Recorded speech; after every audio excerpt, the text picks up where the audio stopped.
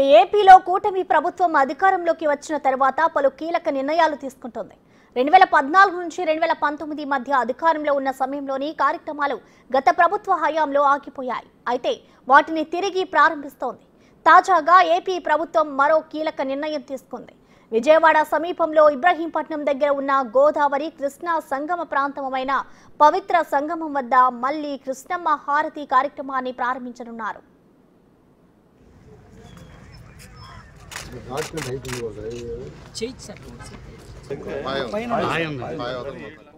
రెండు 2019 తర్వాత ఆగిన నవహారతులు మళ్లీ పునఃప్రారంభిస్తామని మంత్రి ఆనం రామనారాయణ రెడ్డి తెలిపారు. ఆధ్యాత్మిక పర్యాటక కేంద్రంగా ఈ ప్రాంతం అభివృద్ధి చెందుతుందని మంత్రి ఆనం రామనారాయణ రెడ్డి తెలిపారు. 2019కి ముందు నవహారతులు కొనసాగాయని వివరించారు. వేల సంఖ్యలో తరలివచ్చిన భక్తుల కోసం ఆనాడు ప్రత్యేక ఏర్పాట్లు చేసినట్లు గుర్తు చేశారు. వైసీపీ ప్రభుత్వం వచ్చాక హారతులు నిలిపివేశారని మండిపడ్డారు. కూటమి ప్రభుత్వంలో హారతుల పునరుద్ధరణకు చర్యలు చేపట్టినట్లుగా తెలిపారు.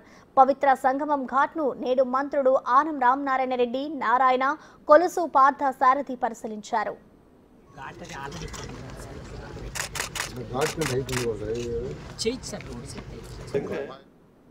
ఈ ప్రాంతం ఐకానిక్ ప్రదేశంగా మారే అవకాశం ఉందని మంత్రి పార్థ సారథి తెలిపారు. హారతులతో పాటు ఒక ఆలయ నిర్మాణం చేయాలని అన్నారు. పుణ్యక్షేత్రం కారణంగా నిత్యం భక్తుల రద్దీ పెరుగుతుందని చెప్పారు. వరదల సమయంలో తట్టుకునేలా ఘాట్ ఎత్తు పెంచాలని అధికారులను ఆదేశించారు.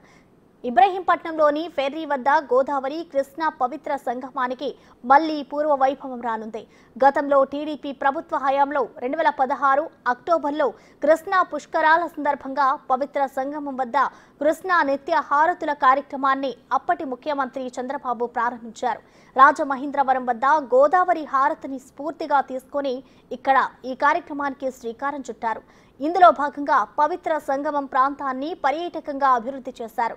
దుర్గా మల్లేశ్వర స్వామి దేవస్థానం ఆధ్వర్యంలో నిత్యం నవహారతులు ఇచ్చేవారు. నంది, ఓంకార, నాగ, కుంభ, సింహ, సూర్య, చంద్ర, పంచ నక్షత్ర హారతులు ఇచ్చేవారు.